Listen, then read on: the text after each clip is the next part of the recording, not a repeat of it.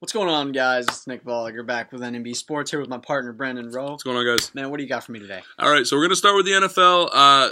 Couple games that do think are big in this terms of like playoff picture. Ravens and Cowboys. Cowboys do have the best record in the NFL now. You don't think that they haven't proved themselves yet, but what do you think about this game? I think the Cowboys are going to win. I think they're a fantastic team in terms of like offensive line. Their defense has stepped up from last year. Zeke's obviously a monster. Right. Athletically, he's incredible. I think he's still got some things to work on before he can be considered the best running back in the league. And obviously, Dak is Dak. Very composed. Very composed for a rookie. Yeah. So the next game, the Monday night game that I want to talk about, Texans-Raiders. We all know that the Raiders will win this game, but it's big because if they do lose, the Texans then are still the leaders in their respective divisions. But if the Raiders lose, the Chiefs, the Broncos, and the Raiders are both 7-2 in that division. Which is insane. Yeah, for the Raiders division, this is huge. And they have the best win percentage outside of their division, which is crazy. So, the Raiders, I think this is a must-win for them if they want to win this division. Correct.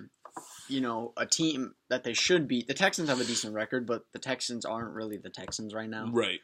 Obviously the absence of, I think J.J. Watt's still. Yep, yeah. he's still So out. obviously the absence of J.J. Watt, Davion Clowney's been quiet. They got Cushing back, which is pretty big. He's but a pure tackler. I don't think that's enough for them to beat the Raiders. The Raiders are good on defense, good on offense, Yeah. and they're both they are so confident in their play right Oh now. yeah, and we talked about this earlier. They're coming off a bye week. Also, the defense isn't the most spectacular defense. They don't have a defense like Seattle, who's going to force uncharacteristic turnovers from a team like New England. But they've got a defense that will hold enough of, contain an offense enough so that their offense can then go and Amari Cooper can be Amari Cooper and Derek Carr can make plays and Latavius Murray can run the ball effectively. And plus, they have a monster. They have a huge O-line, and they love to run 6 O-linemen. It's great, and it's super, super, super productive. Yeah, and, I really hadn't looked into the Raiders much before last week. Or not last week, excuse me, the week before. The week before their bye week. And I hadn't really watched much Raiders football. But, they're fun to watch. They are. They pound the ball. Their offensive line is huge. They've got a fantastic... their defense is so underrated. And it's crazy how they overcome their penalties. Oh, yeah. Like, most teams will not be able to overcome their penalties like they do. So, question sent in, they asked us, do you think Seattle is the best team in the NFL after beating New England? I think Seattle matches up the best against New England. I think New England's the most complete team in the NFL still. Right. Their defense isn't bad. Yep. Seattle is just very prolific when Russell Wilson is healthy. Yeah. When he can open up the game and get out and make plays to Doug Baldwin and Jimmy Graham was quiet, but against Buffalo, you saw what Jimmy Graham can do and explode with. I think Doug Baldwin is a beneficiary of Russell Wilson opening the game. I'd say so. Yeah. So I think when Russell Wilson's healthy, they match up the best against New England, but I still think New England is the most complete offense and a very solid. A pretty solid defense. Yeah, I'd have to agree with almost everything you're saying. The only thing that I would say about Seattle is that they still. It's going to be tough to overcome that tie and the losses that they have taken already. All because of injuries. Though. It's not because they're not talented enough. It's just because of the injuries they had to take on. I feel like that division is still very winnable because of Arizona not performing. Oh, right. I know Arizona's underperformed. They have. Going into the year as Super Bowl favorites are now second in that division after Russell Wilson and his Seahawks haven't done really much of anything. Right, and now they're healthy. They just took out who, in my opinion, is still the best team in the league. Right. And they beat a decent Buffalo team who gave it to Arizona early in the season. Exactly. And they beat New England without Michael Bennett. They did. Who, honestly, Frank Clark, in terms of rushing the passer, has had more number production, but Michael Bennett is just as impactful. Because they do have to double team. Yeah. They do have to. Or he's going to breathe on your quarterback all night long. And Frank Clark, Averill having 9 sacks and Frank Clark having, I believe 4.5 sacks. Or no, sorry, 7.5 sacks, excuse me. They're 6 and 7 in sacks, so they have a very amazing pass rush. Right. But you can also look at those being coverage sacks, with that amazing pass defense. Correct. As well. So we're going to move on to the NBA. Games that we did want to look at. Raptors and Cavs tonight. You got DeMar DeRozan taking on LeBron. What are you going to take away from this one? Well, I think you have consistency on both teams. You got DeMar DeRozan, you've got Valanciunas, and you have Kyle Lowry. You know, that kind of big three. Yeah. And then on the Cleveland side, you've got LeBron, Kyrie, JR, Kevin Love. But I think this game is going to come down to Tristan Thompson's ability to rebound. And if he can get you 10 points, you're going to win this game by 10. Correct. Another thing that I did want to bring up, I feel like if the Cavs hold DeMar DeRozan under 30 tonight, I feel like they will win. The team has only done that once, and they did lose. Yeah. So I think that's big. DeMar DeRozan is going to, if they do want to win, they're going to have to hold him from under 30. It's all going to have to be dependent on how they can contain DeMar DeRozan. Correct. The current leading scorer in the NBA, if I'm correct.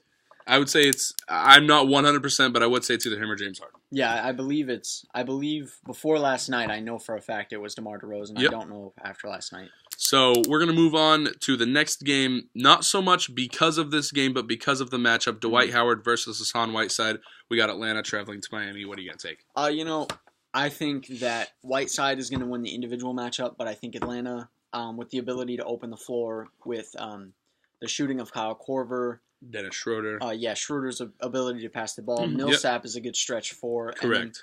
And, Dwight Howard's going to be Dwight Howard in the paint. He's not going to be the Orlando Dwight Howard that we all would love to see. He's going to be... But he's going to be average. Correct. Above average, excuse me. Correct. And I feel like if Miami does want to win this game, they're going to have to take Dwight Howard in the paint, and they're going to have to try to get him in foul trouble, and that opens up Hassan Whiteside to have good looks from the paint and be able to block shots and rebound. Yeah, I agree. I think we'd also have to see a big game out of Dragic and Justice Winslow. I would say so.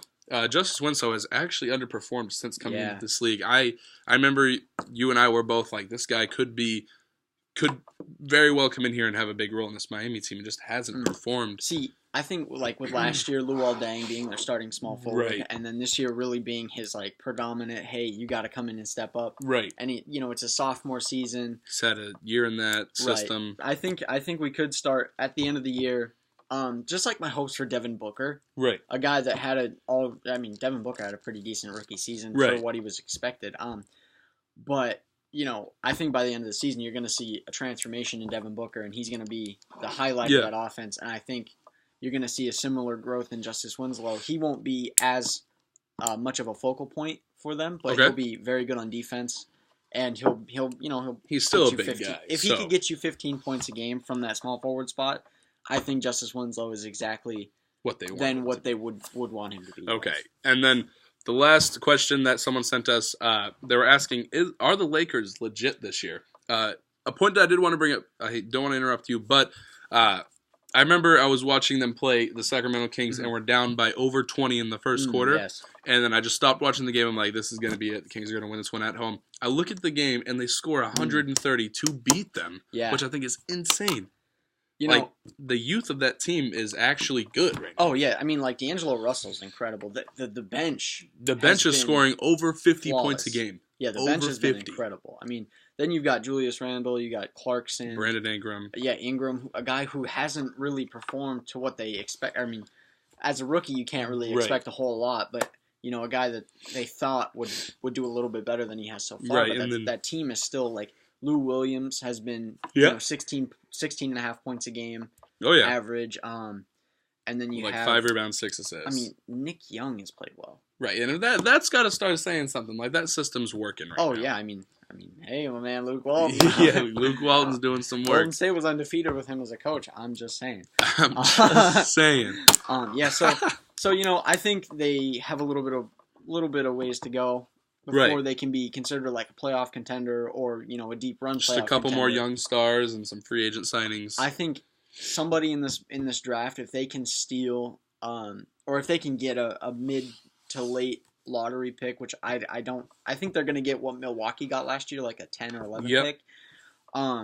Maybe they could get what Minnesota got last year, like a 5. Which would be great. Which, I mean, if you see a guy, a big small forward like Jonathan Isaac, I believe he goes to Kentucky, or somebody like that, an oversized, or I mean, for them, ideally like a Harry Giles, a paint protecting, rebounding scorer who can really just do it all. Like that would be ideal for LA, but I think their team currently is too good for that. So I feel like Yeah, we're gonna see him with a 10 or 11 pick in my opinion by the end of the season, and maybe they get a power forward or a center that can block a lot of shots. All right. So that's it for today, guys. Thank you for watching. If you have any questions that you'd like to submit, put them in the comments below, or you can reach us out on social media. Thank you guys for watching. We'll catch you next week.